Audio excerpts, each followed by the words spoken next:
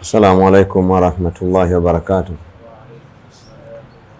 Alhamdulillahi rabbil alamin, nahmaduhu hamdan kathiran tayyiban mubarakan fihi kama yanbaghi li jalalihi wa adhimi sultanihi.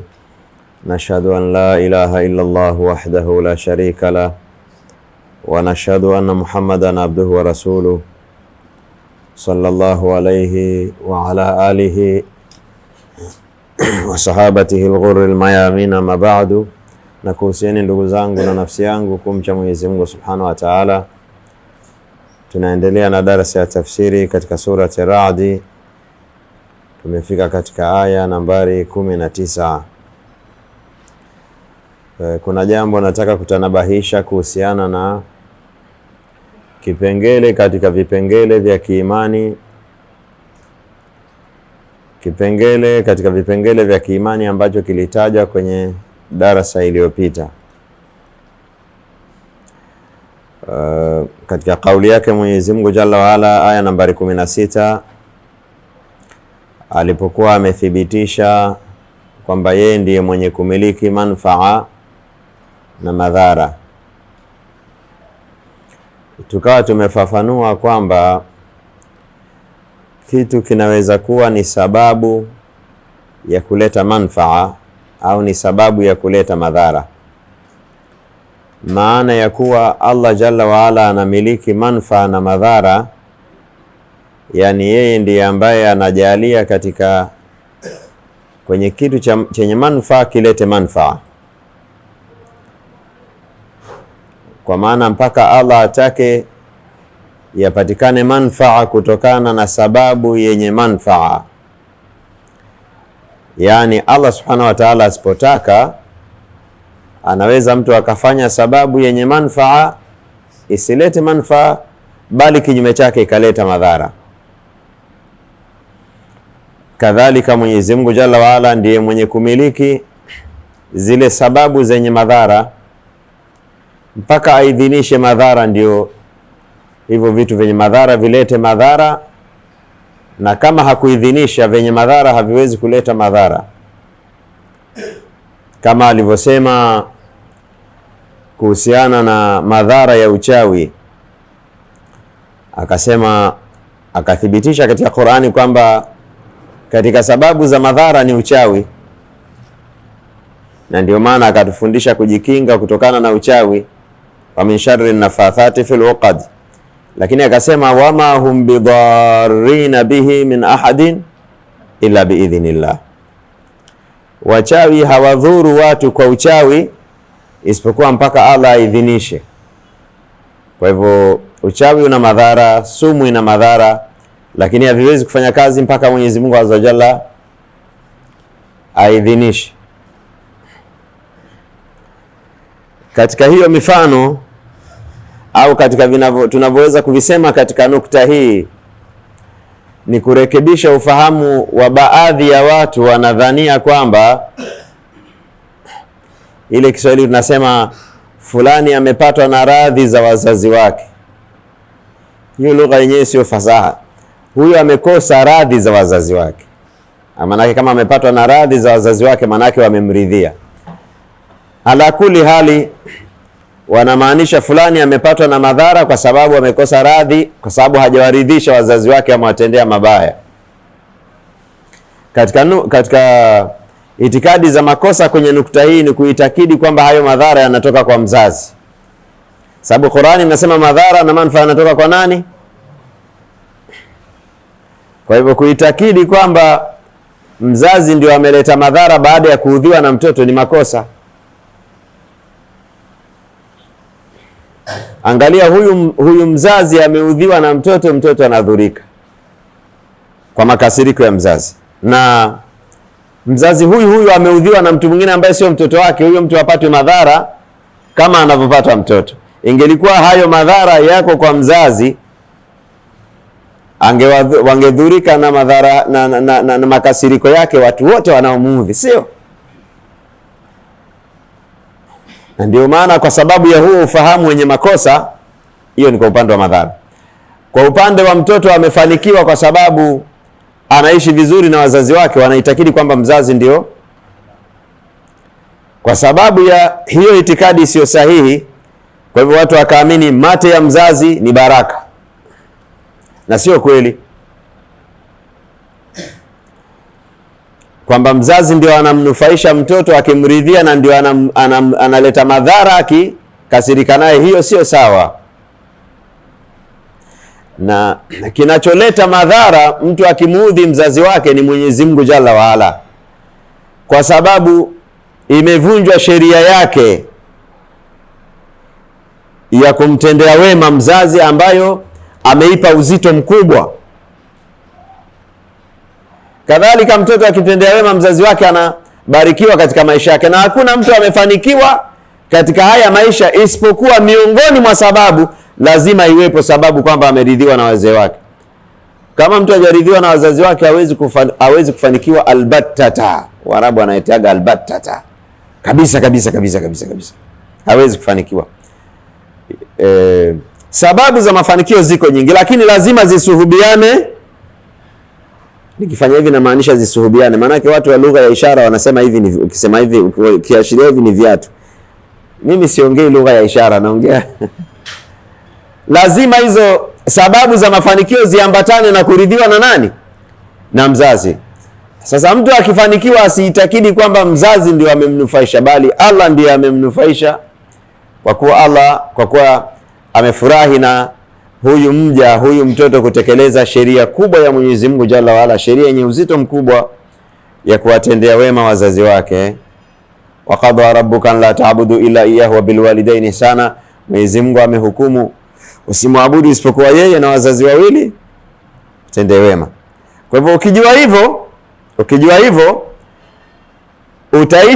utaishi katika hadithi hii ya Mtume sallallahu alaihi wasallam hata kabla hujaisikia, inayosema la ta'ata li makhluqin fi ma'siyati al-khaliq, hakuna kumtii kiumbe kwenye kumwasi Allah. Yani mzazi akikwambia, hautatishika mzazi akikwambia nitakuwa na makasiriko na wewe usiponipa mbuzi wa matambiko, mbuzi wa kutambikia, usiponipa pesa za kwenda kwa mganga nikapige ramli. Utakuwa huko umerelax, kwa sababu unajua yule anayeletaga madhara mimi niko upande wake, au yeye Allah yuko upande wangu, hayuko upande wa mzazi. Kwa hivyo avue nguo afanye nini atakavyofanya, hautapatwa na jambo, kwa sababu mwenye kumiliki manufaa na madhara ni Allah subhanahu wa ta'ala, na sio mtu yeyote. Na hii ni kwa 100%, yani neno hili ni kwa 100%, kwa sababu Mwenyezi Mungu azza wa jalla hajashia na yeyote kwenye sifa yake ya kuabudiwa, kadhalika kwenye sifa ambayo yeye ameitumia kujustify kuabudiwa kwake. Katika maelezo aliyotoa kujustify, kuonesha kwamba inafaa Allah kuabudiwa, akasema la yamlikuna li anfusihim naf'an wala dharra, hawamiliki hao wengine manufaa wala madhara, mimi ndio namiliki manufaa na nini na madhara. Kwa hivyo katika majina yake Allahu Jalla wa Ala ad-darun nafi', mwenye kuleta madhara na mwenye kuleta manfaa, na haitwi kwa jina moja hili peke yake, kwamba an-nafi' si katika majina yake, wala ad-dar sio katika majina yake. Jina hili ni lazima udabo ad-daru nafi', sababu ukichukua maana ya ad-daru peke yake italeta maana mbaya. Lazima iende ad-daru an-nafi', mwenye kumiliki madhara na kuleta madhara, na mwenye kumiliki manfaa na kuleta manfaa ni Mwenyezi Mungu Jalla wa Ala peke yake. Ma yaftahi Allahu linnasi min rahmatin fala mumsika laha wa ma yumsik fala mursila lahu min ba'di wa huwal azizul hakim. Mwenyezi Mungu hawafungulii watu rehema zake, hakuna atakayezuia, na akizuia hakuna kufungua baada ya Mwenyezi Mungu Jalla wa Ala, na yeye anafungua na kuzuia kwa hikma, na anafanya hivyo kwa sababu ya nguvu zake. Anafanya kwa hikma na hakwamishwi, kwa sababu yeye Mwenyezi Mungu azza jalla ni wa huwa al-azizu al-hakim, ni mwenye nguvu na ni mwenye hikma. Tumalizie nukta hii kwa kusema kwamba manfaa Yani Allah huidhinisha manfaa yameambatana na kufata sheria yake. Yani kwenye kanuni ambayo Allah anaitumia kuidhinisha manfaa na madhara ni kanuni iliyoambatana na sheria yake. Pale inapofanyiwa kazi sheria yake, Allah huleta manfaa na baraka. Inapovunjwa sheria yake, huondosha nini? Huondosha manfaa na baraka. Jana tulikuwa tumemalizia na kauli yake Mwenyezi Mungu Azza wa Jalla aliposema lilladhina istajabu lirabbihimul husna. Hii aya nzuri sana hii.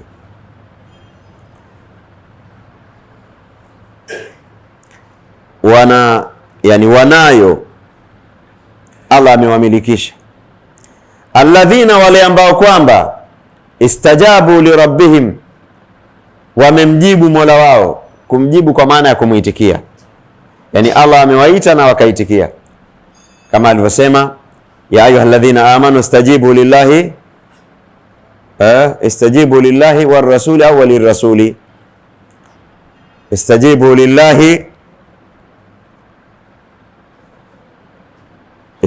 lillahi walirrasuli idha da'akum, muitikieni Allah na mtume wanapokuiteni, lima yuhyikum, kwenye yale ambayo yanakupeni uhai ulio mzuri. Kwa maana ambaye hajamuitikia Mwenyezi Mungu Azza wa Jalla, uhai wake sio mzuri. Uhai wake yani mbele ya Mwenyezi Mungu Azza wa Jalla anahesabika huyu ni mayit, kwa sababu maisha yake ni mabaya na kwa sababu hafai.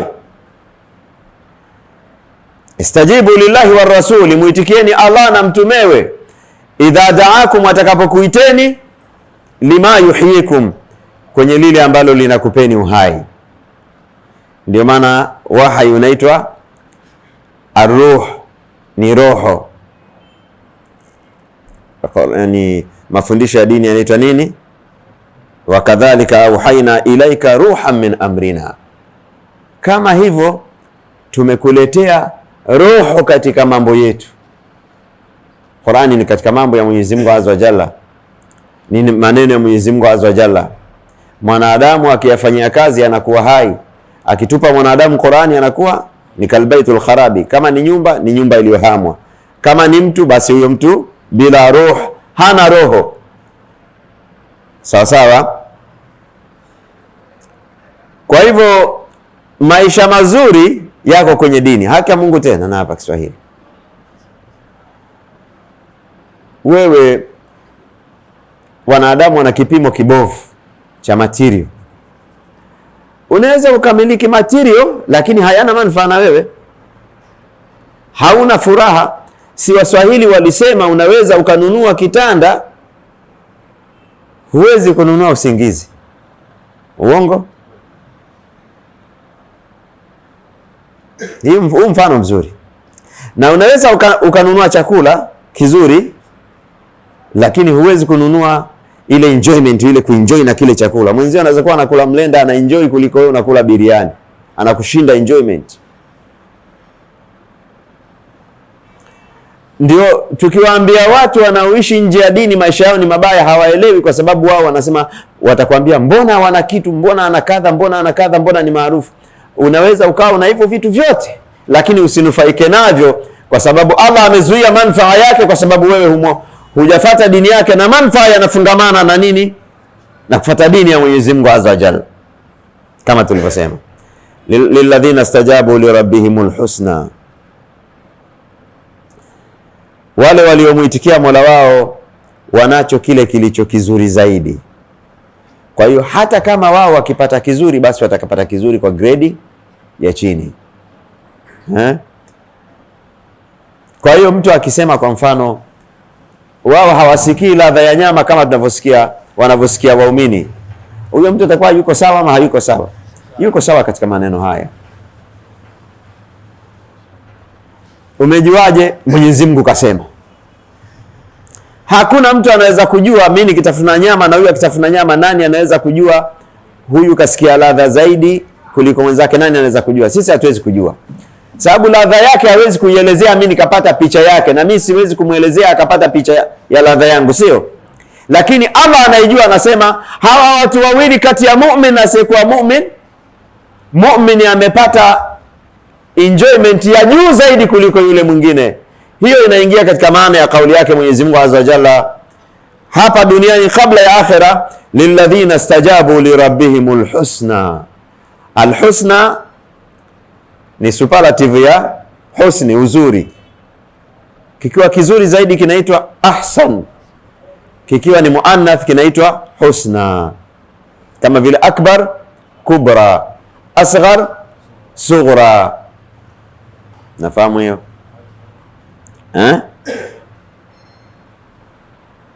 ajmal, sijui nani, la yahdhuruni alana, yani katafute yani nani superlative ya ajmal ya muannath itakuwaje? Kwa sababu hizi kanuni sio kama zinafanya kwenye majina yote. Laysat jamii qawaida muttarida, sio kanuni zote zinafanya kazi moja kwa moja. Kuna mustathnayat, likuli qaida mustathnayat. Lilladhina stajabu lirabbihimul husna, wanayo wale ambao wamemuitikia Mola wao kilicho kizuri zaidi. Hata mtu anayefanya zinaa anajipunguzia enjoyment ya tendo la ndoa. Anaweza akawa na mwanamke mzuri, akimwangalia ule uzuri wake hauoni, na yule aliyejihifadhi akawa ana nguvu nyingi zaidi, na hiyo hata kisayansi, yule aliyofungulia macho yake kwenye kuangalia kila kitu na yule ambaye anahifadhi macho yake, huyu kiasi cha mkewe kupunguza nguo tu wala hajamaliza, yani kashapata hisia. Huyu mwingine mpaka ajidunge na sindano, mpaka atafute na vya kubusti. Lilladhina stajabu lirabbihimul husna, hakuna jambo amekataza Mwenyezi Mungu likawa lina madhara. Wanasayansi wenyewe wanazungumzia madhara ya hii kuangalia mapicha mabaya, wanazungumzia madhara makubwa kweli kweli, yakiwemo madhara mpaka kwenye akili. Hakuna mazuri katika kumwasi Mwenyezi Mungu Jalla waala. Nafsi tu inakudanganya na shaitani, lakini kiuhalisia mazuri yako kuna bwana mmoja, nimesahau, nakumbuka baadhi ya vipengele vya habari yake, bilionea mmoja katika nchi za Kiarabu. Anasema amejaribu enjoyment, starehe na kufurahisha moyo wake kwenye kununua kila anachokitaka, hakukata kiu. Akajaribu kwenye kuwekeza kwenye mamiradi makubwa yanayoingiza matrilioni ya pesa. Anasema amepata ladha lakini haikukata kiu. Mara moja mtu katika watu wa taasisi za dini akamwambia bwana, akampelekea ombi, nataka tununue hivi viti vya walemavu tuwapelekee walemavu. Akamwambia shilingi ngapi? Unajua matajiri wanasemaga ukianza kuzungusha maneno marefu anakukata, anakuambia kwani shilingi ngapi? Akamwambia shilingi kadhaa. Akampa hizo hela, akamwambia nataka tuende tununue wote tupeleke wote. Yule bwana akawa mzito, akamng'ang'ania mpaka akanunua naye, akapeleka naye. Walipopeleka ile zawadi, wakawagawia wale walemavu, akawaona wamefurahi, ile furaha ikarudi kwake, akasikia enjoyment, furaha ambayo hajawahi kuisikia katika maisha yake. Alafu akaja mlemavu mmoja akasimama, akakaa, akaja karibu hapa miguu yake, akawa anamwangalia usoni, anamwangalia. Akamwambia bwana, unaniangalia nini? Akamwambia ninakumaki vizuri ili siku ya kiyama nikikuona nimwambie Mwenyezi Mungu, mfurahishe huyu mtu, usimuudhi, kwa sababu yeye alitufurahisha duniani. Huyo bwana anasema, nimesikia raha ya maisha kwenye jambo hili, sijawahi kusikia kabisa raha kama hiyo. Maisha iko huku bwana, sio kule, kwenye kufata sheria nani? Ya Mwenyezi Mungu Jalla wa Ala. Lilladhina stajabu li rabbihimul husna, kwenye kuitikia sheria Mwenyezi Mungu Azza wa Jalla kuna mazuri. Hata kwa asiyekuwa Muislamu akifuata sheria atakosa thawabu za akhera, lakini duniani atapata ile harufu ya uzuri. Jana silikusimulieni kisa cha Masai, anasema wenzangu bwana, mifugo yao inakufa, mifugo yangu haifi. Masai anasema wenzangu mifugo yao inakufa mingi, mimi mifugo yangu haifi. Hakusema kwa sababu nafuata kanuni za madaktari manini, alitaja sababu moja, alitaja upande wake, lakini inataja na upande wa pili. Akasema mimi simdhulumu mtu bwana, wanyama wangu ikitokea wamechungia shamba la watu, kwanza apeleki kwa makusudi. Unajua wafugaji wengine, natumia neno wafugaji ili nisiwataje jina, hao jamaa natembeaga na rungu hapa, sije nikatoka hapo nje tena wakaambia yero subai, wewe silikuwa nasema sisi kule ilikuwa msikitini, nasemaje? Rudia tena, wewe msikiti. Anasema hata ikitokea mifugo yangu imeingia kwenye shamba la mtu, basi nitamalizana naye kwa uzuri mpaka aridhike. Unaona, ametekeleza tu kwenye kipengele cha sheria kwamba asidhulumu, atende haki. Ameona matunda yake, yani yeye mwenyewe, sio kaambiwa na mtu, yeye mwenyewe kaunganisha, kwa sababu mifugo ya wenzangu ni kama ya kwangu, mbegu ni ile ile, sio nyasi ni zile zile, mazingira ni yale yale, wanakunywa maji kwenye maeneo yale yale, yani wanachangia malisho nini. Sasa inakuwaje hawa wanakufa hawa wafi? Yeye mwenyewe aligundua kwamba kwa sababu mimi sidhulumu mtu bwana, akasema mwenyewe hiyo. Lilladhina stajabu li rabbihimul husna, hiyo ni hajafanya kwa kumuitikia Allah, lakini kwa sababu kafanya jambo, tumesema kwenye sheria ndio kuna manufaa, sio? Lilladhina stajabu li rabbihimul husna, wale waliomuitikia Mola wao wanacho kilicho kizuri zaidi.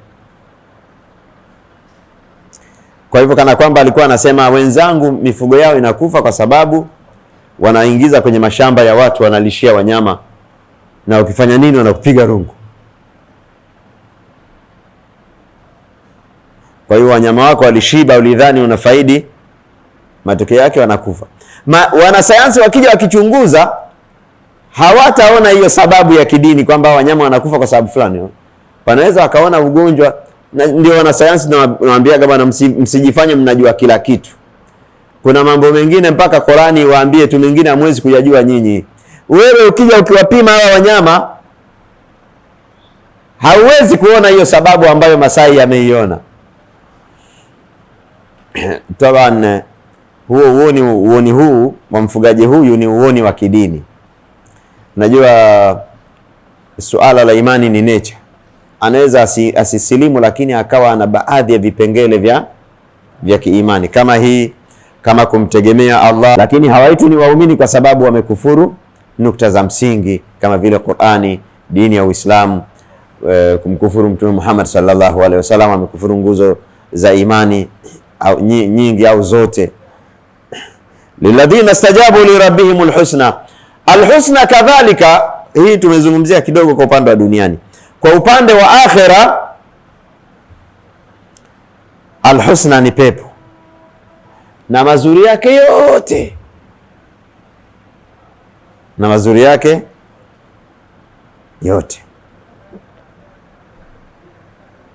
Pepo kuna aya nyingine kadhalika imeita pepo kwa jina hili, lilladhina ahsanul husna wa ziyada, wale waliotenda mazuri wanazuri sana, ambalo ni pepo. Wa ziada, na ziada nini? Kumuona Mwenyezi Mungu Jalla waala, kwa sababu hakuna amali inaweza kuwa malipo yake ni kumuona Allah Allah, hiyo neema ni kubwa kuliko amali, haiwezekani kabisa. Kwa hivyo ni Allah tu anatoa ziada, ni ofa ya Mwenyezi Mungu azza wa jalla. Waumini watamuona Mwenyezi Mungu jalla wa ala, na yeye ni mzuri kuliko vote vilivyo vizuri. Allah tujalie ni katika wale ambao watamuona. Kalla innahum an rabbihim yawma idhin lamahjubun, alisema Mwenyezi Mungu katika aya, waliomkufuru watazuiliwa, hawatamuona. Hata wahukumu lakini hawatamuona. Waumini, ulama wakasema hiyo ni dalili kwamba waumini watamuona. Kama wote hawamuoni, unawaambiaje kwamba bwana nyie mtapata, utatajaje kama ni nukta ya adhabu Kwa hivyo alhusna ni pepo kwa sababu ni kizuri kuliko vyote vilivyo vizuri, ukiondoa hilo lilladhina istajabu lirabbihimul husna walladhina lam yastajibu lahu, na wale ambao hawajamuitikia Allah, lau anna lahum ma fil ardi jami'an, lau kama watakuwa wanamiliki vyote vilivyomo katika ardhi, wa mithlahu, na mfano wake tena, maahu, pamoja na hiyo ardhi, laftadau bihi, wangelitoa fidia kutokana na ule ukali wa adhabu. Ulaika lahum su'ul hisab, watu hawa wana mahesabu mabaya. Kwa nini inaitwa hesabu mbaya? Hesabu mbaya kwa lugha zenu utasema calculation mbaya. Calculation mbaya ni watu natumiaga hili neno kwenye nini? Yaani wewe unaona nikifanya hivi 1 2 3 nikikamilisha hili na hili nitapata faida, alafu unapata hasara. Hiyo hasara ikija ikiangaliwa ni kwamba wewe ulipiga mahesabu mabaya. Nasema amefanya calculation mbaya.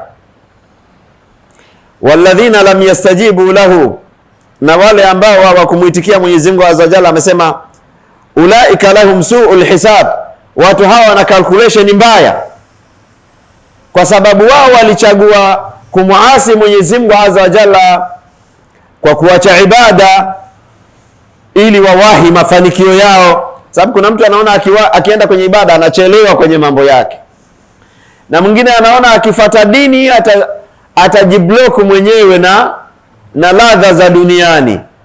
Kwa hivyo akaacha kuabudu ili apate starehe, na akafuata matamanio mabaya ili apate starehe, alafu badala yake amekuta amekula majanga duniani na akhera.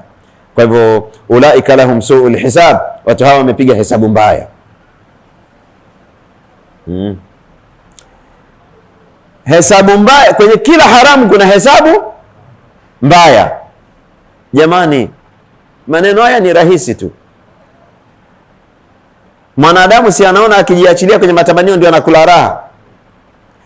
Hata ingekuwa hakuna moto, hiyo inakudhuru hapa hapa duniani. Kwani kama kuna mbaba mmoja mtaani amefungulia tu zipu yake, hana mipaka, je, hapo mtaani watu watamtaka? Wanaweza wakakaa kikao wakasema ahamishwe hapa huyu mtu, asipohamishwa tamuo. Na mimi sijaogopa kutoa mfano wa kuua, kwa sababu mtu mzinifu anauliwa, lakini msimuue kwa sheria ya kujichukulia sheria mikononi. Hiyo imekatazwa na sheria. Kwa hiyo si unaona imemletea madhara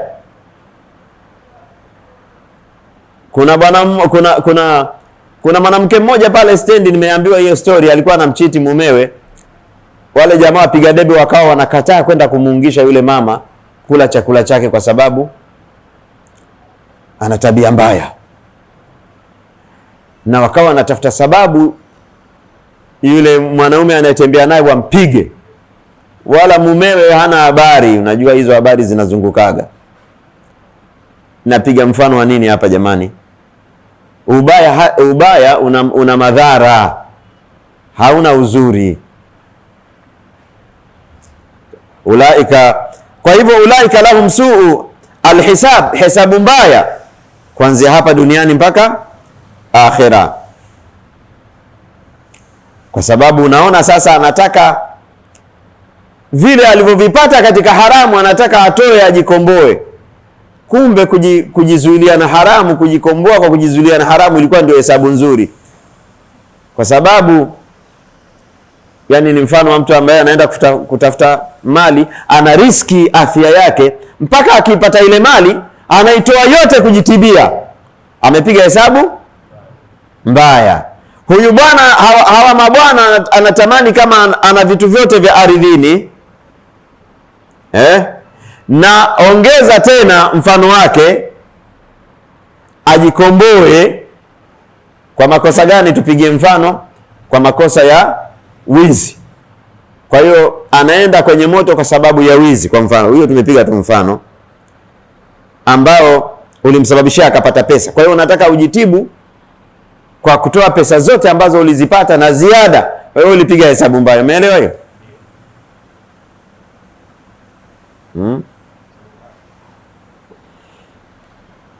Hata mtu ambaye anafanya biashara kwa mali ya dhulma, kwa mtaji wa dhulma, si wanafeligi mbele.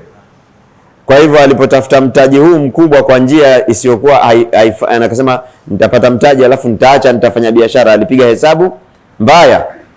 Ulaika lahum su'ul hisab, watu hawa wana hesabu mbaya. Hesabu mbaya pia ina maana gani? Yalipohesabiwa mema yao na mabaya yao, mabaya ni mengi, mema yamepitwa mbali. Ulaika lahum su'ul hisab. Na hesabu hii ya kutoa mema kidogo, mabaya ni mengi, ni kwa sababu ya hesabu mabaya ya duniani. Ulaika lahum su'ul hisab. Pamoja na kwamba Mwenyezi Mungu Azza wa Jalla aliweka tauba, pamoja na kwamba Mwenyezi Mungu Azza wa Jalla aliweka istighfari, pamoja na kwamba Allah aliweka kanuni ya ukitenda wema inaandikwa mara 10, ukitenda ubaya mmoja inaandikwa mara 1, lakini bado mahesabu ya mabaya yao yakawa ni mengi, mema ni machache. Ulaika lahum su'ul hisab. Watu hawa wana mahesabu mabaya. Wa ma'awahum jahannam, na maishilio yao ni jahannam. Wa bi'sal mihadi, na ni ubaya ulioje wa hili tandiko watakalokwenda kukaa kwenye tandiko hilo katika moto wa jahannam. Hiyo ilikuwa ni darasa iliyopita. Leo tuko katika aya nambari 19 katika surati Ra'd. Hizi ni katika aya za mwisho. Mwenyezi Mungu Azza wa Jalla anasema, afaman ya'lamu annama unzila ilayka min rabbika alhaqqu kaman huwa a'ma inma yatadhakkaru ulul albab.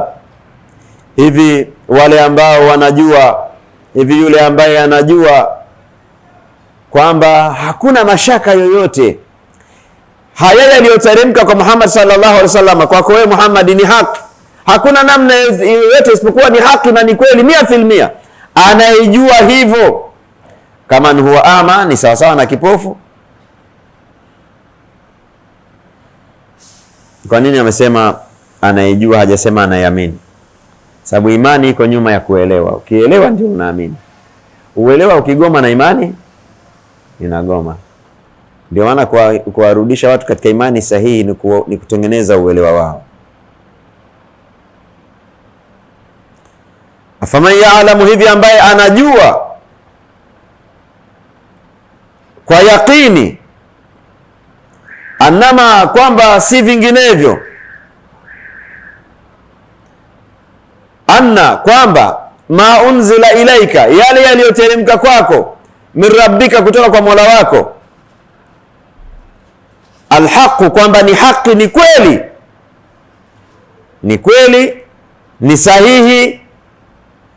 Kaman huwa ama, hivi huyo ni kama yule ambaye ni kipofu. Kipofu kwa sababu huyu ni kipofu wa moyo, fa innaha la ta'mal absaru walakin ta'mal qulubu allati fi sudur. Allah akasema upofu wa kikweli kweli hasa sio upofu wa macho, ni upofu wa nini? Wa moyo.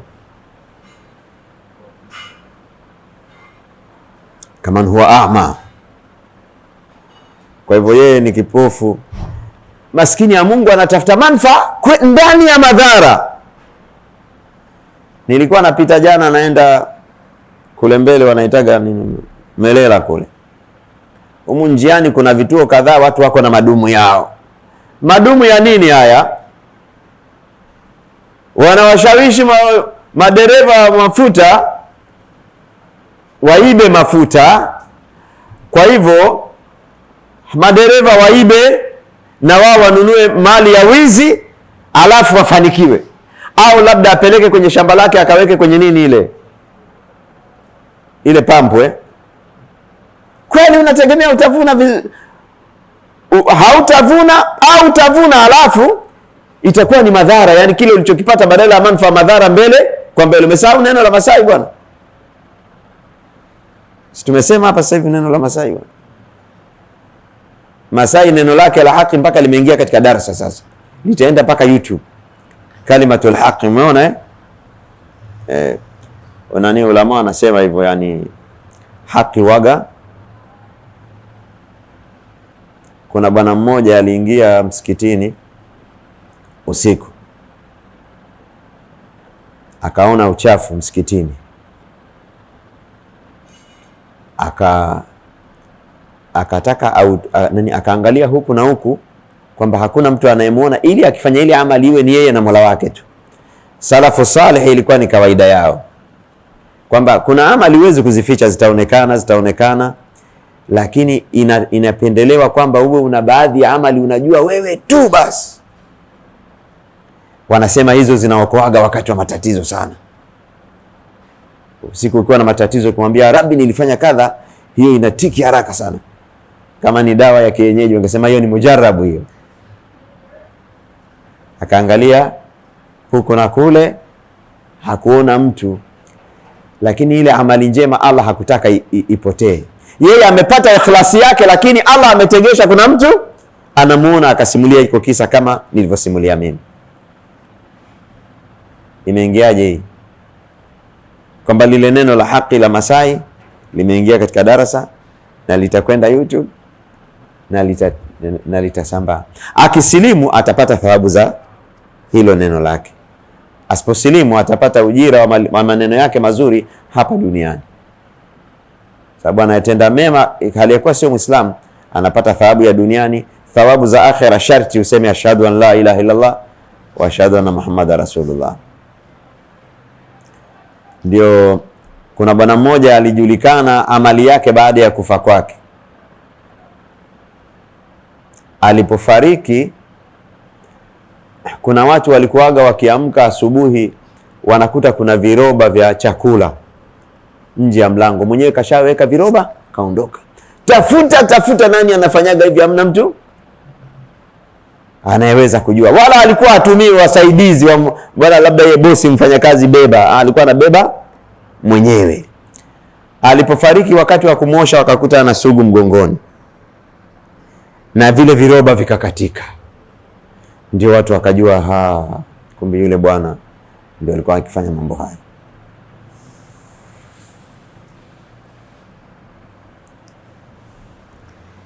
Sidhani kama mtu huyu mwenye akirejea kwa Mola wake, mwanadamu hakosi makosa kwamba Mola wake hatomrehemu. Asipowarehemu kwa watu kama hawa, Allahu jalla jalalu atarehemu kina nani? Kwa hivyo inna rahmatallahi qaribu min almuhsinin.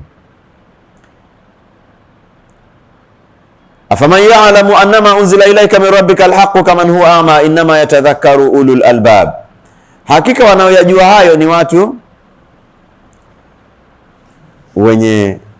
wenye kiini cha uhai, kwa sababu lubu albab ni jamu ya lub. Lubu ni kile kwenye muhindi au kwenye punje yoyote, kile kinachootaga ukitia maji, kikipatwa na maji au kikiwekwa ardhini, kile kinachoota kwenye mbegu ndio kinaitwa lubu. Kile ndio kina uhai kile. Hii mbegu ikiwa haina hiki, haina maana. Kwenye ndani ya mwanadamu ilubu ni akli, sawa, ni akli, lakini inaweza kufika mahala hapa pa kujua kwamba dini ya Uislamu ni dini ya haki, Muhammad ni haki, Qur'ani ni haki, Allah ni haki. Qur'ani ni haki 100%. Ukiwa una akili hiyo ndio nini? Ulul albab. Kama hauna hiyo akili, wewe hauna akili. Waqalu law kunna nasma'u au naqilu ma kunna fi ashabi sa'ir. Watu wa motoni watasema tungelikuwa tunasikia au tuna akili, tusingekuwa ni watu wa motoni. Kwa hivyo mbona kama una akili haijakufikisha kwenye kuipenda dini ya Mwenyezi Mungu Azza Jalla na kujua kwamba hii ni haki, akili yako bado iko tu juu tu. Hawa wametajwa katika Qur'ani hawa. Manake unaweza ukaniuliza, hata hawa jamaa wanaogundua teknolojia kila siku. Angalia kwenye mtandao zile teknolojia kila siku. Allah anasema ya'lamuna dhahiran min alhayati dunya, wajue watakavyojua hizo teknolojia wao, kama hawajamjua Allah na hawajajua kwenye haya maisha kwamba tumeletwa tufanye jambo tuende nalo kabrini, alafu tuende nalo baadaye tukifufuliwa peponi. Kama hawajajua hivyo, basi wamejua dunia hii, maisha ya dunia wamejua kwenye kava ya nje. Ni uchache ulioje waliojua kiini cha maisha haya, na ni wingi ulioje wa watu ambao hawajajua kiini cha maisha haya.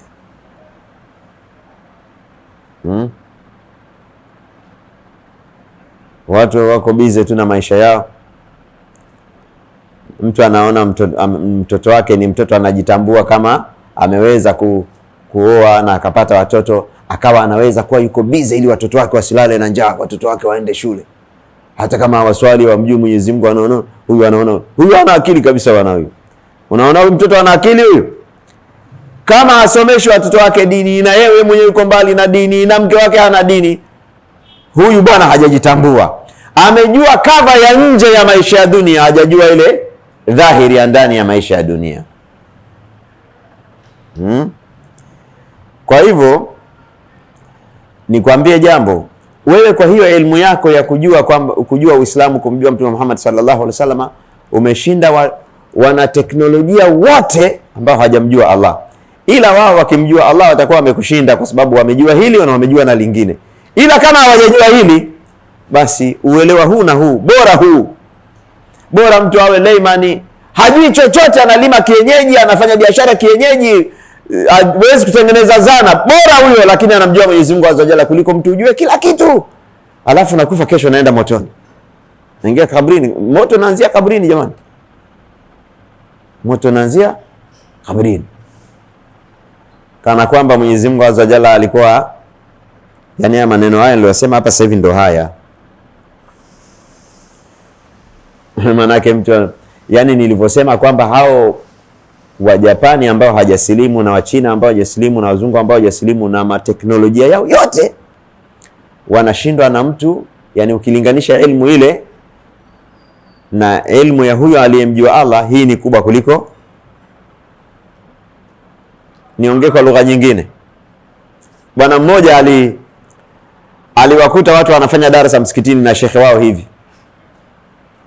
Akaambia, jamani, watu washafika mwezini, nyie bado mnasomeshana mambo tu ya hedhi na nifasi hapa, mambo ya tahara.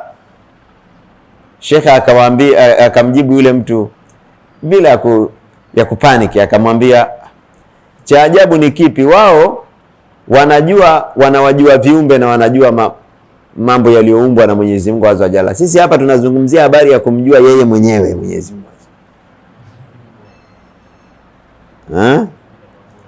Kwa hiyo hii comparison kwamba elimu hii ni bora kuliko hii, ni Allah ndo amefanya hivi hapa. Amesema afaman ya'lamu annama unzila ilayka min rabbika alhaqu kaman huwa ama, anayejua kwamba Qur'ani inatoka kwa Mwenyezi Mungu Azza Jalla na hii ndio haki, na mfumo mzuri wa maisha ni huu uliopo katika Qur'ani, na kuna mwingine hajui hivi ila anajua mambo mengine, anasema kaman huwa ama, hivi huyu ni sawa na yule ambaye ni kipofu. Qur'ani imemuita yule ni kipofu. Na kama wewe kataa tu leo, kesho utakubali, kwa sababu kawaida ya ukweli ukiukataa leo, kesho utakulazimisha ukubali, sio? Huaga iko namna hiyo. Akija malakul mauti na ikaondoshwa pazia, unajua inaondoshwaga ile pazia, unaona malaika, unaona sasa hapa yanahesabika masekunde tu au madakika mimi nitakuwa katika maisha ya akhera, hapo utaelewa ama hutaelewa?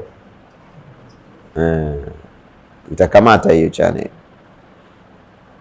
hapo, network itakamata, ile data iliyozima itajiwasha yenyewe. Ndio Sheikh, watu wanazimaga data ili wasishughuli, maanake ukiwasha data itajua hatari ya akhera na nini na nini. Kwa hivyo zima data ili ujiachie, siku moja data itajiwasha yenyewe.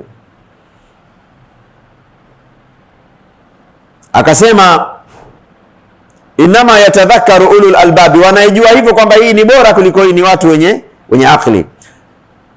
Kisha akawatafsiri. Nukta gani hii tunaizungumza hapa? Kwamba akili ni kujua dini na kujua umuhimu wa kumwabudu Mwenyezi Mungu Azza wa Jalla na kumtii na kumwamini. Hiyo ndio akili.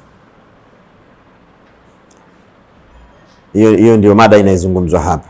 Ndio maana akasema wanaojua hivyo ni ulul albabi, watu wenye akili. Akasema alladhina yufuna biahdillah. Kumbe hawa ndio wenye akili ambao wanatekeleza ahadi ya Allah. Ahadi ya Allah hii ni kitu gani?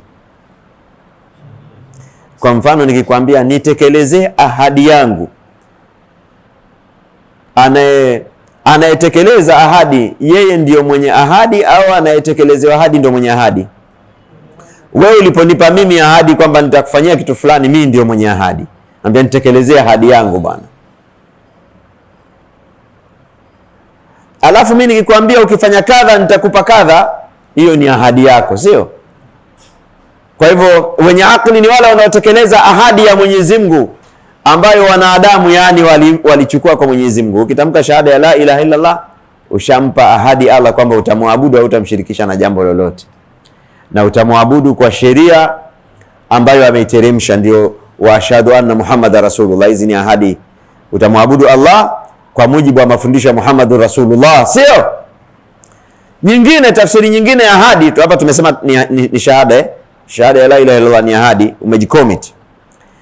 Nyingine hiyo ilisahaulika, imekuja kurinyuishwa na hii shahada. Wa idha akhadha rabbuka min bani adama min dhuhurihim dhurriyyatahum wa ashhadahum ala anfusihim alastu bi rabbikum qalu bala shahidna an taqulu yawm alqiyamati inna kunna an hadha ghafilin. Mwenyezi Mungu aliwakusanya wanadamu wote kutoka kwa kudra zao, alikusanya roho zao akaweka mbele wote wale wa zamani na mpaka kiyama saa, akawakusanya wakiwa wengi. Allah ni mweza wa kila jambo.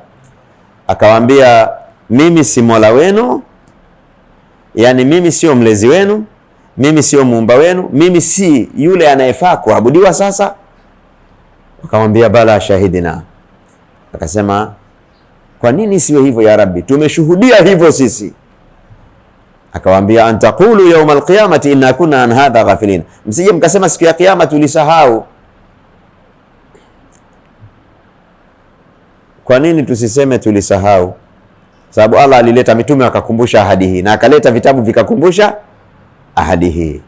Kwa hivyo bwana karimu, wewe ukumbuki, lakini ushakumbushwa na yule unayemwamini Mtume sallallahu alaihi wasallam na Qur'ani unayoiamini. Mkwambia kuna siku moja ulichukua ahadi kwa Mwenyezi Mungu Azza wa Jalla, alastu bi rabbikum. Hiyo ndio ahadi ya Allah.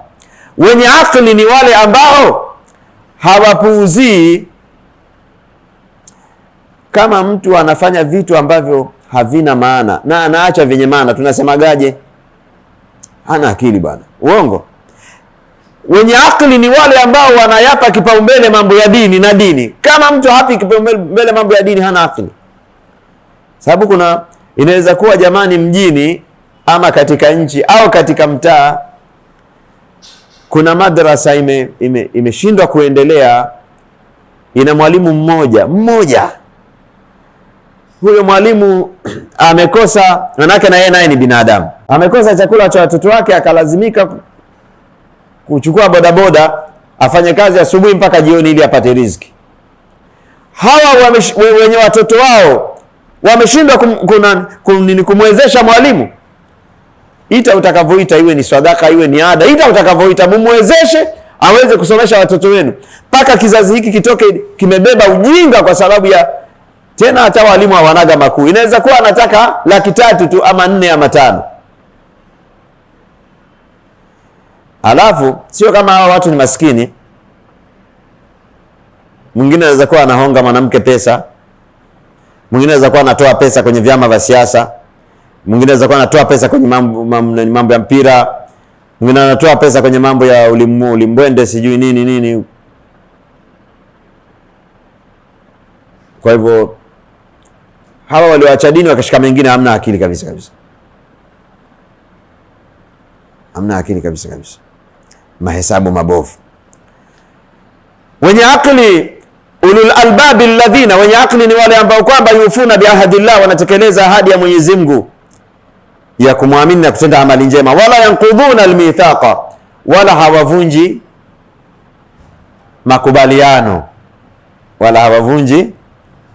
makubaliano, ahadi. Na wenye akili akasema walladhina, hii inataja wote, inarufaa kwamba wenye akili ni hawa. Anasema wenye akili namba 1 wanaotekeleza ahadi ya Mwenyezi Mungu. Walladhina yasiluna ma amara Allahu bihi ayusala, na wale ambao wanaunga yale ambayo Mwenyezi Mungu ameamrisha yaungwe yasikatwe. Katika hayo ni yepi? Kuunga ukoo, kujiunganisha wewe na dini, kujiunganisha wewe na Mtume sallallahu alaihi wasallam. Wanaunga yale ambayo Allah ameamrisha yaungwe. Wayakhshawna rabbahum, na wanamuogopa Mola wao. Yani kati ya sisi na masahaba, wepi ambao wanamuogopa zaidi Mola wao? Masahaba. Kwa hivyo hiyo tafsiri haina mashaka kabisa, wale jamaa wana akili zaidi kuliko sisi. Katika masahaba anayemcha zaidi Mola wao kati ya wao na Abubakari nani? Abubakar aqaluhum, Abubakari ndio mwenye akili kuliko wote, na ulama wamesema hiyo. Wote wana akili, yeye kawazidi. Kati ya masahaba na Mtume sallallahu alaihi wasallam, au kati ya masahaba na mitume, nani ambaye anamcha zaidi Mwenyezi Mungu?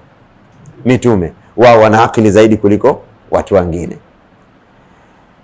Katika hawa mitume wote, kati ya wao na Mtume Muhammad sallallahu alaihi wasallam, ni nani anayemcha zaidi Mwenyezi Mungu?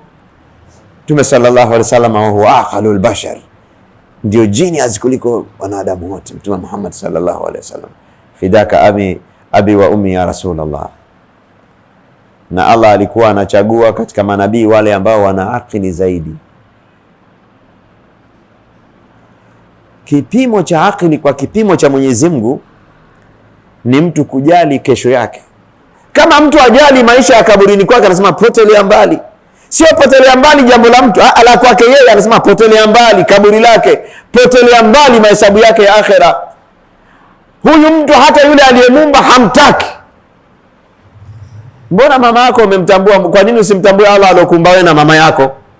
Kwa hiyo hana akili. Angekuwa ana akili, sababu kuna mtu bwana kwa mama yake na baba yake humwambii kitu, basi hiyo ni sawa, si mbaya, ungejiongeza kwa Mwenyezi Mungu awe ni zaidi ya baba na mama, sio Sheikh? Ndio tunatumia mtaji huu kwa wale watu waliojua nafasi ya baba na mama, sio? Tunatumia mtaji huo, tunakwambia jiongeze kati ya baba na mama na Allah. Kwako wewe nani aliyokufanyia mazuri zaidi? Ni Allah. Kuna mtu mwingine anampenda bosi wake, ni chawa kweli kweli, huwezi kumbandua. Sio kama anamfanyia unafiki, yuko serious kweli, ni mkweli sana kwa bosi wake. Kwa sababu gani? Huyu ametoa mbali bwana. Sio kama amempa pesa bure, amemwajiri tu. Basi Mwenyezi Mungu ni zaidi. Mwenyezi Mungu ni zaidi. Kama unatumia hiyo kanuni bwana, ilitakiwa mtambue Mwenyezi Mungu jalla jalalu.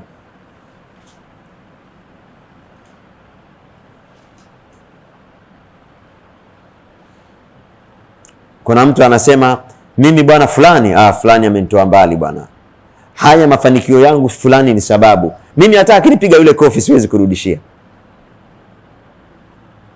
Sawa, ni jambo zuri kutambua huo wema, lakini mbona hujatambua nani kwa level hiyo wema wa Mwenyezi Mungu jalla jalalu? Kwa hivyo kama haujatambua mambo ya Mungu, haujayapa uzito, ukayapa uzito mengine, basi akili yako haijawa nzuri wewe. Ndio maana Qur'ani ikasema wenye akili ni wale ambao yufuna biahdi llahi wala yanqudhuna almithaq, wanatekeleza ahadi ya Mwenyezi Mungu azza wa jalla wala wavunji miadi. Walladhina yasiluna ma amara Allahu bihi an yusala, na wanaunga yale ambayo Allah ameamrisha yaunganishwe. Wayakhshawna rabbahum, na wanamuogopa Mola wao. Wayakhafuna su'al hisab. Sio tunatenda mema ili tu tuje tupate mazuri, lakini pia tunatenda mema tusikutane na mabaya. Unaweza kuwa wewe ni hadiwaka ili ununue gari zuri, ili uwe na nyumba nzuri, au wakati mwingine ili nisije nikapata shida uzeeni, wanangu wasije wakapata shida. Hiyo pia zote ni calculation nzuri. Unafanya wewe ni hadiwaka upate mazuri, au ni hadiwaka usipate dhiki. Ikitokea dharura uwe unaweza kujimudu. Wayakhafuna su'al hisab, watu hawa wanaogopa hesabu mbaya. Hawa watu hawa na akili. Kuna mtu shekhe ukimtajia, yani sisi wote tutakufa, waumini na wasiokuwa waumini wote tutakufa, na Mwenyezi Mungu azza jalla atatuhesabu. Ukimwambia bwana, mara nyingine mtu anaamini hesabu ya akhira, anaamini hata tuache wale wasioamini, anaamini, lakini pamoja na kwamba anaamini, anahangaikia haya maisha ambayo kila siku ndio tunaachana nayo, anaacha yale ambayo kila siku ndio anasogeleana nayo. Sababu haya maisha ya dunia, kila muda unavyokwenda zile siku zinapungua. Kwa kadiri zinavyopungua ndio mnataka kuachana. Yale ndio unazidi kuyasogelea. Yale uyapi umuhimu, haya unayapa umuhimu. Hii itakupelekea utapata mahesabu mabaya akhera. Waumini wanatekeleza maamrisho, wanaacha makatazo, ili mahesabu yasije yakaharibika, kwa sababu vile unavyofanya amali zako, ima unatengeneza hesabu ama unaharibu hesabu. Wayakhafuna su'al hisab. Watu hawa wapo ama hawapo? Wapo. Si kuna mtu, hata huyu mtu anayeswali sala 5 nadhani ni mtu mdogo, kijana mdogo, na dunia hii ilivyo bize, kama Dar es Salaam hivi ama Morogoro ama mji wote ule, na bize wote, alafu ikifika time ya swala, kama na bodaboda lake asemi ngoja nipeleke abiria, lazima hawezi kuacha jamaa na kuja msikitini. Hawa watu wapo. Hawa watu ukimwona huyo ujue wayakhafuna su'al hisab, wanaogopa hesabu mbaya.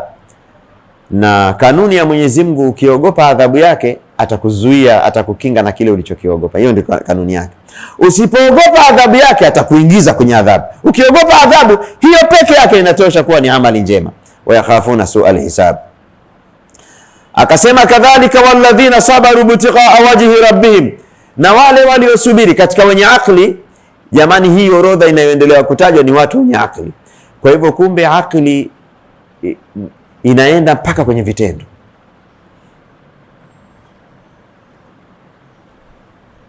Ndio hiyo maana hata sisi tumekubali hapa punde nimesema, kama mtu pale treni inakaribia kupita pale barabarani, watu wote na magari yao na mapikipiki yao wamesimama, alafu mtu mmoja anajifanya jasiri, imeshafika karibu kabisa, anavuka. Watu wanasemaje? Huyu jamaa hana akili. Kwa hiyo matendo yanatoa ni kielelezo na akili ama huna akili. Maana mtu anaweza akasema, sasa mbona Mwenyezi Mungu anataja vitendo hapa alafu anasema hiyo ndio akili? Matendo yako yanaweza kuwa ni. Kwa hivyo Allah Subhanahu wa Ta'ala anasema wenye akili ni wale ambao alladhina sabaru, ni wale waliosubiri. Kusubiri yani waliovumilia. Kusubiri ameizuia nafsi yake kwenda kwenye starehe ya haramu, akaizuia nafsi yake, ana akili. Walladhina sabaru, nafsi haitaki kwenda katika ibada, akaisukuma. Alladhina sabaru, anatoa sadaka yake au anatoa muda wake katika mambo ya khairi. Alladhina sabaru, hii subira hii. Kwa hivyo kuna amepatwa na msiba akavumilia na akaridhika kwamba ni ni qadari ya Allah. Kwa hivyo subira katika ibada, subira katika kuacha maasiya, subira kwenye kuvumilia mitihani ya Allah. Kwenye mitihani ya Allah unavumilia usiende kwenye shiriki, unauguliwa unavumilia usiende katika shiriki. Unavumilia usifanye mambo yasiyofaa wakati wa mtihani, sio? Hawa wanaorodheshwa katika wenye akili, katika ulul albab. Walladhina sabaru bitighaa, walipofanya hivyo ni kwa sababu ya kutafuta wajhi rabbihim, radhi za Mola wao. Bitighaa wajhi rabbihim,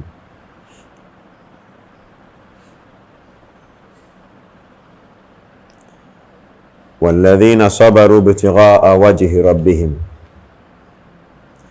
Tafsiri katika tafsiri ya al-Mukhtasar ya Mujamma Malik Fahd amesema talaban limardati llah, ni kwa kutaka radhi, wajhu rabbihim talaban limardati llah, wametafsiri hivyo.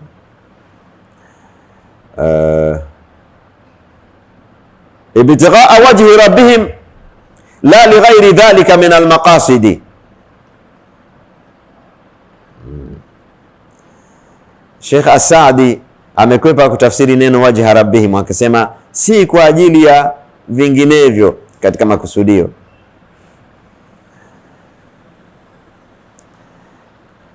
Ibtighaa wajhi rabbihim, kwa ajili ya kutaka radhi za Mola wao. Wamevumilia kwa ajili ya kutaka radhi za Mola wao, na hatuachi kuthibitisha kwamba Mwenyezi Mungu katika sifa zake ana wajhu, ana uso. Mwenyezi Mungu katika sifa zake lahu wajhun, ana uso, yaliqu bijalalihi, unalingana na level yake. Ana uso unamfananisha Mwenyezi Mungu na binadamu? Kwani nikisema wewe una uso na sisimizi ana uso ndio nimekufananisha na sisimizi? Sisimizi kivyake vyake na wewe kivyako vyako. Uso wa Allah kivyake vyake na sisi kivyetu vyetu. Lianna sifa tabi'un lilmawsuf, kwa sababu sifa inafata level ya yule mwenye kusifiwa na sifa hiyo. Kwa hivyo nasherehesha nukta hiyo kwa sababu imetaja wajhu hapa. Wa aqamu sala, na wakasimamisha sala. Hawa ndio wenye akili. Wa anfaqu mimma razaqnahum, wakatoa katika khairi yale tuliwaruzukia. Hawa ni katika wenye akili. Sirran wa alania, kwa siri na kwa dhahiri. Faida ya kutoa kwa siri inakuwa ina ikhlasi zaidi, inakuweka mbali zaidi na riya. Na faida ya kutoa kwa dhahiri inawahamasisha watu wengine, na inaonesha, inatangaza mambo mazuri, ni advertise ya mambo mazuri. Ndio maana katika kutoa sirran wa alania imetajwa katika aya, wanatoa kwa siri katika aya hii na katika aya zingine sirran wa alaniyatan.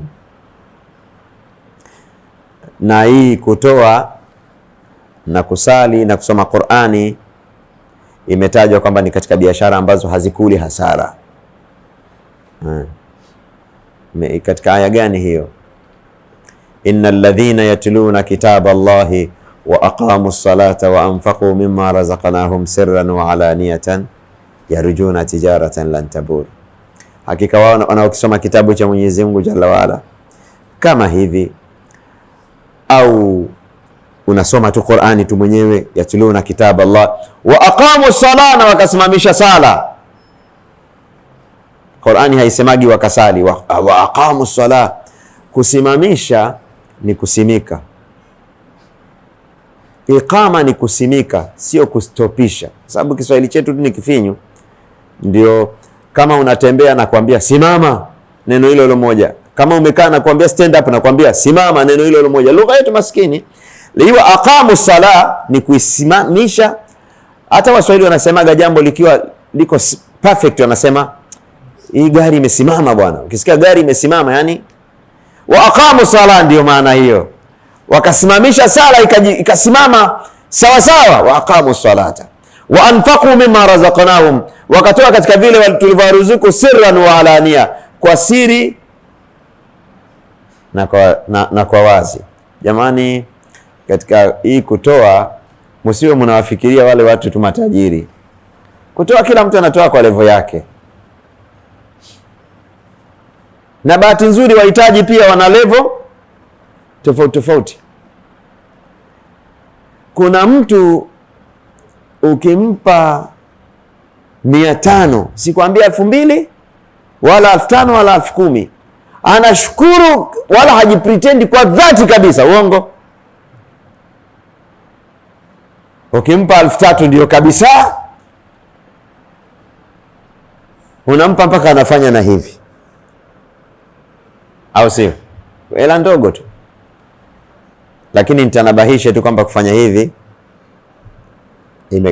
ulama wamekataza. Hii sio kwa sababu tendo hili ni baya, ila Uislamu una kanuni, kitu fulani kikiwa ni nembo ya kipagani au ni nembo ya dini ya batili, Uislamu unaweka X, sababu Uislamu haupendi kujifananisha na watu wa batili. Hata katika wanaofanyaga hivi kina nani? Wahindu kwenye masanamu yao. Kwa hivyo usifanye hivi. Na hivi vinatumika sana hivi kwenye vibonzo vya kwenye simu. Mtu akitaka ku appreciate anakutumia hiki. Hii imekatazwa. Na hii inafai. Imam Ahmad bin Hanbali aliuliza kitu, mtu mmoja alisema kadha na kadha, Imam Ahmad bin Hanbali akakubali, akamfanyia hivi. Hii sawa. Na ile ya kuonesha mkono sawa, na ile ya sawa, lakini hii sio sawa.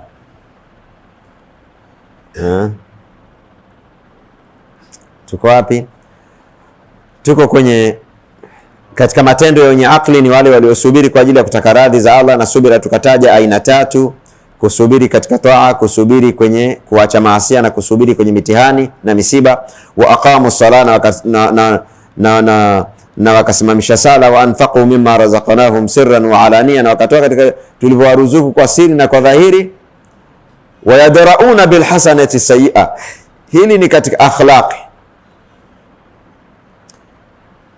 Wakitendewa ubaya, wao wanaondosha ubaya kwa kutenda mema. Yani mtu anakufanyia ubaya, unaondosha kwa wema. Idfa billati hiya ahsanu sayyi'a, katika aya nyingine sema ukitendewa ubaya, tenda wema, ule wema unaondosha ubaya. Na hili Mwenyezi Mungu Azza wa Jalla akalitaja ni katika jambo gumu, na lina fadhila nyingi sana, lina thawabu nyingi sana. Idfa billati hiya ahsanu sayyi'a fa idha alladhi bainaka wa bainahu adawatun ka'annahu waliyyun hamim. Utaona yule ambaye baina yako na yeye kuna uadui atakuwa ni rafiki wa karibu sana.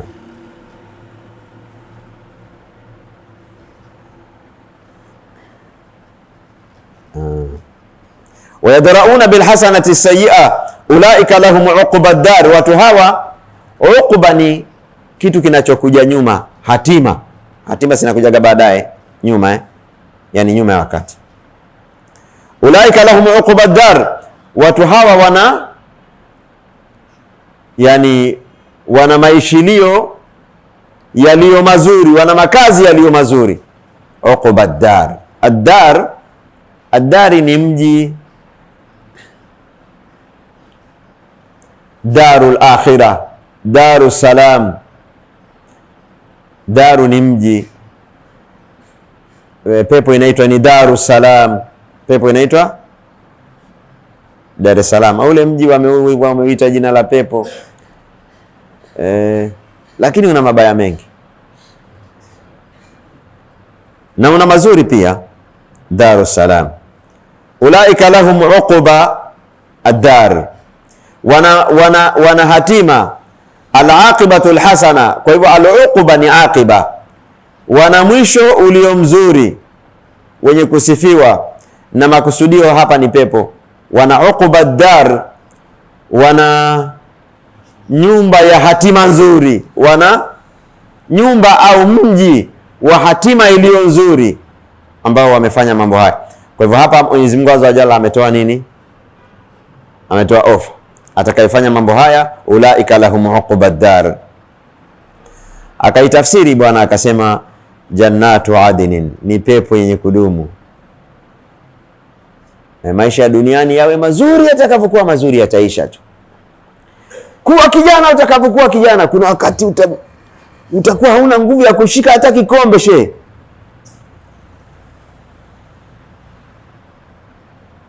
Acha hiyo mambo mengine, hiyo huko mbali huko, kushika kikombe hata kalamu. Mimi nakumbuka mtu mzima mmoja, Mwenyezi Mungu Azza wa Jalla amrehemu, mwanachuoni mmoja alikuwa akiitwa Jazair. Alikuwa anasomesha katika msikiti wa Mtume sallallahu alaihi wasallam. Anakuja kwenye kiti anakaa kama hivi, umri umeenda. Ikawa sasa analetwa kwenye kale kakiti kama tairi, anakuja anasogezwa kwenye mic. Hii habari kwamba atolewe hapa ashushu, akawa analetwa anashushwa, anakaa kwenye kiti. Baadaye ikawa hashushwi, kumshusha ni tabu. Analetwa kwenye mic, umri umeenda sasa, hata hana maneno ya kusema yaliyonyoka. Lakini wakati ni kijana, ametunga vitabu vingi vizuri. Mwanafunzi wake katika wanafunzi wale wakubwa, ambaye ana level ya shekhe kabisa, ndio anasoma kile kitabu chake, watu wanasikiliza yale maalumati aliyo yeye hata mwenyewe hayakumbuki vizuri. Anasema rudia tena, soma. Unaona, umri umekwenda. Ilikuwa akimaliza kusomesha wanafunzi wanaenda wanampa mkono, wanapenda kumpa shekhe mkono. Baadaye akasema jamani, msinipe mikono, mnanitaabisha. Mimi nakuahidini nitakuombeeni dua, msinitaabishe, mkinipa mikono nataabika. Natoa mfano wa nini hapa? Mfano wa mazuri ya duniani. Nguvu zitaisha, handsome utaisha, beautiful, kila kitu kitaisha. Na nyinyi mnayaona haya na mifano yake, uongo? Kimuona mzee shekhe, ujue na wewe unaenda huko huko. Allah akikupa umri utaenda huko huko, kwa sababu mazuri yote ya duniani yanamalizika. Itafika mali yako ipo, lakini utafika wakati unaona kabisa, hapa mimi na mali yangu tunahesabu masiku tu, yani karibu hii mali si yangu tena. Hii huwezi kuzuia, unaanza tu kutoa maelekezo, basi hii achukue fulani, hii jamani mje mfanye hivi, jamani mje mfanye hivi. Dunia inapita, lakini akhira ni ya milele. Jannatu adnin, pepo za kudumu. Yadkhulunaha, wataziingia hizo pepo. Wa man salaha min abaihim, na wale waliokuwa ni wema katika baba zao. Wa azwajihim, na wake zao. Wa dhurriyatihim, na watoto wao. Yani Mwenyezi Mungu Azza wa Jalla hapa anatuhamasisha kwamba tutafute kuingia peponi na familia zetu. Tutafanyaje sasa? Waman salah, wale watoto wako katika wema, uwaombee dua wazee wako wasamehewe makosa yao, sababu dua inaweza kuwatoa katika orodha ya motoni ikaingiza katika orodha ya peponi. Waombee dua, kama wapo wahimize katika kheri. Watoto wako na kizazi chako, weka misingi, na muamrishe mke wako kujistiri na kutenda ibada, ili ndani hatimaye manake mwisho yote tutaondoka katika dunia hii. Kama una wake wanne, ima utakufa utawaacha, au ataanza kufa mmoja mmoja. Wewe na wake waliobakia mnamlilia mwenzenu, baadaye anakuja mwingine, baadaye Mwenyezi Mungu anajua nani atatangulia nani atachelewa. Mwisho mtamalizika na mji utakufa. Watoto wenu wao ndio malimbukeni wa duniani, wao ndio maisha yanaanza, wanaona safi tumepata mali na nini na nini. Unajua wanaliaga huko, lakini wanajua tumepata mali, itaenda na wao wataacha dunia hii. Ndio maana Mwenyezi Mungu Azza wa Jalla akasema maisha ya dunia ni mata'ul ghurur. Angalia ukiwa kijana na afya yako, unavyopupia mashamba, maduka, viwanda, yani kila fursa unataka kuchimba madini. Mwisho wa yote nini bwana? Utasarenda. Wanasema mtoto alizaliwa yuko hivi anataka kukamata dunia, ukifa hii mikono haikaagi hivi, unakaa namna hii, maana yake umesarenda, umeachia. Hautaenda akhera isipokuwa na amali zako. Kwa hivyo kumbe amali bwana ndio rafiki wa kweli, kwa sababu huyu paka kwenye lile shimo unaingia naye, vitu vingine vyote naachana navyo.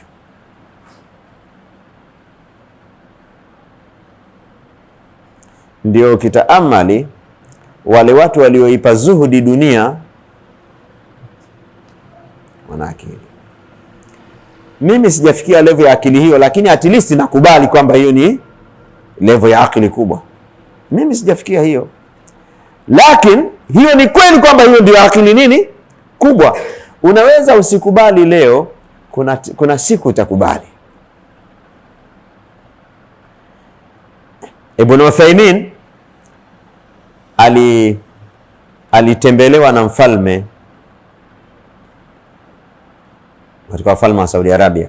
Mashallah, wanaadhimisha ulama na huwa wanawabusu katika paji la uso. Unajua mfalme ambusu mtu yoyote, lakini wakawatembelea ulama wanawabusu kwenye kile kichwa kilichobeba maalumati.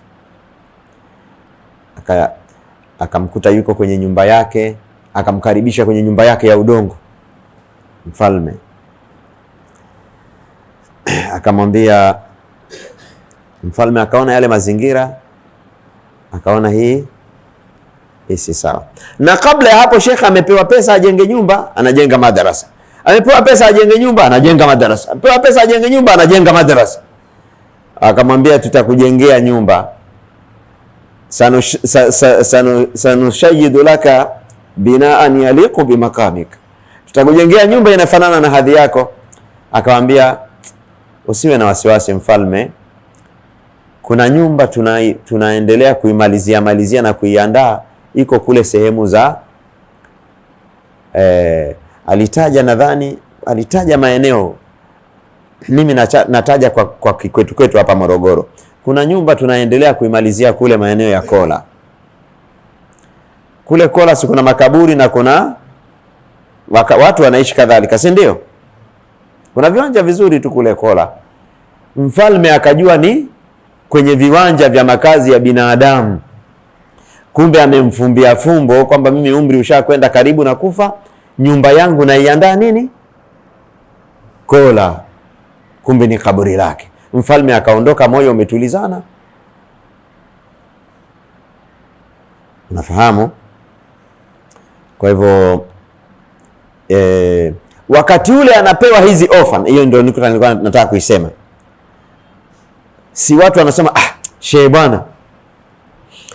Wanafunzi walimuuliza shekhe, alipoondoka mfalme akamwambia, shekhe, sisi tunajua kule Kola hauna nyumba yoyote unayojenga. Shekhe akawaambia anakusudia makaburini. Wakati ule kila mtu alikuwa anasema amepewa ofa hii, ameiacha bwana. Lakini baada ya shekhe kufa, sasa hivi tunamzungumza, shekhe ni marehemu, Mwenyezi Mungu amrehemu, alichokifanya ilikuwa ni akili au sio akili?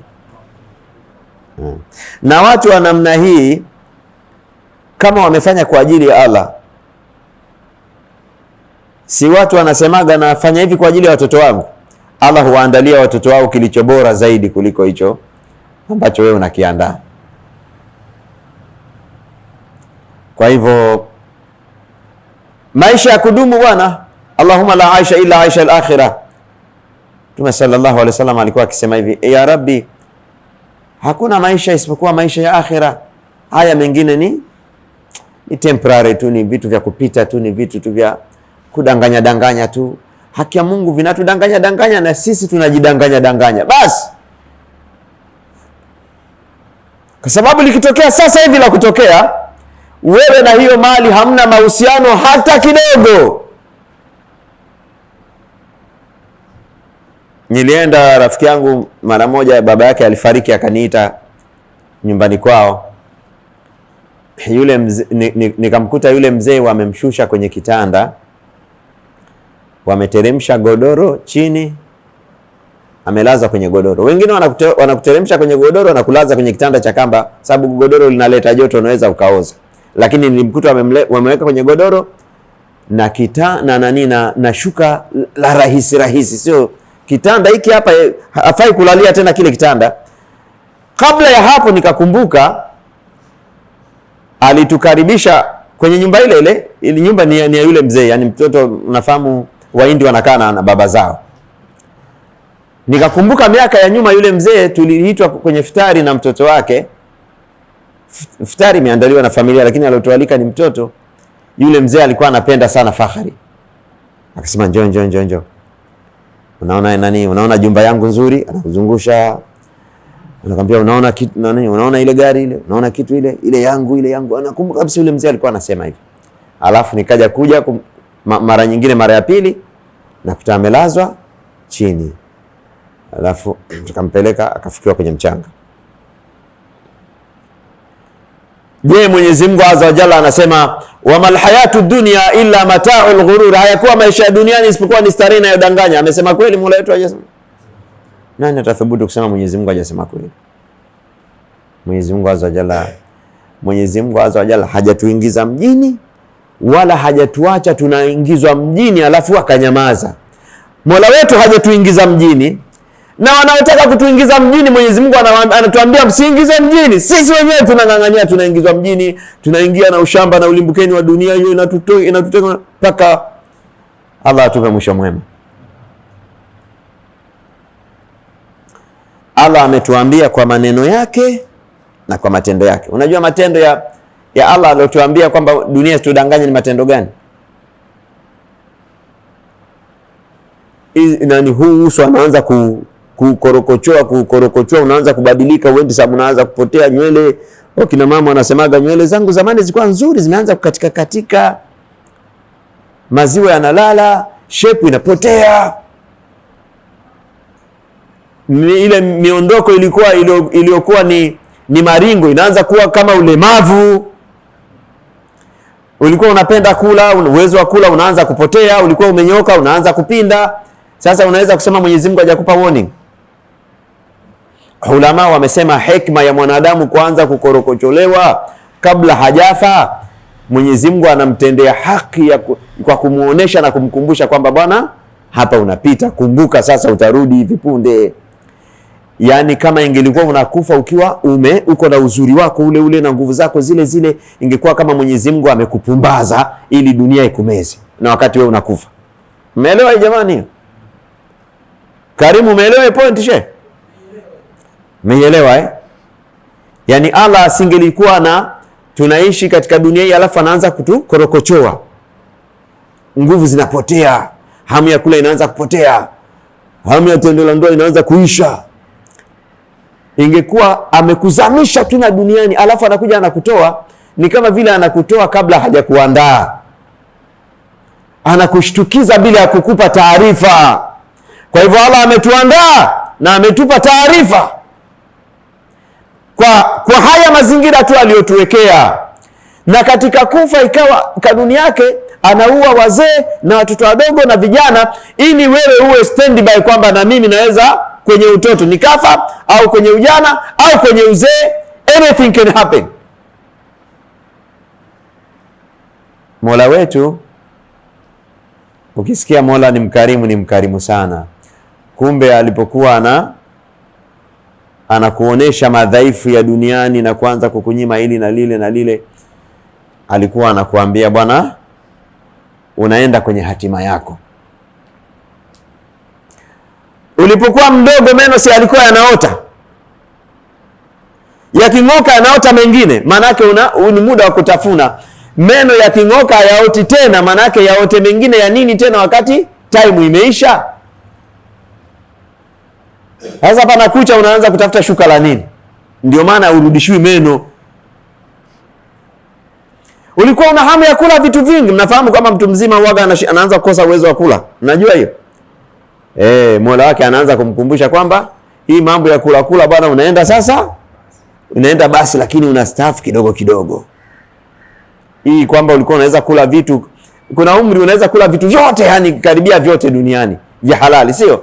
Kuna wakati unaweza ukahesabu vikabakia 10. Kuna wakati utahesabu vitabakia 5. Kuna wakati utahesabu vitabakia mimi nakumbuka mama yangu ilikuwa ukitaka kumkirimu, unakumbuka zamani alikuwa anapenda kitu fulani, kumletea hakuna hamu, ukimletea hiki hakuna. Mwisho kabisa ilibakia kitu kimoja tu basi, maziwa. Na hayo maziwa sio kama anakunywa mengi, anakunywa kiduchu, na ndio ilikuwa chakula chake cha mwisho. Mwenyezi Mungu amrehemu.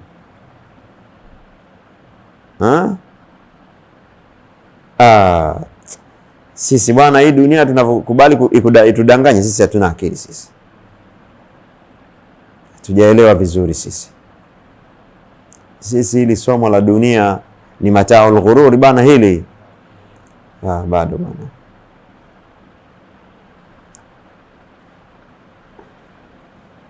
Tumalizie.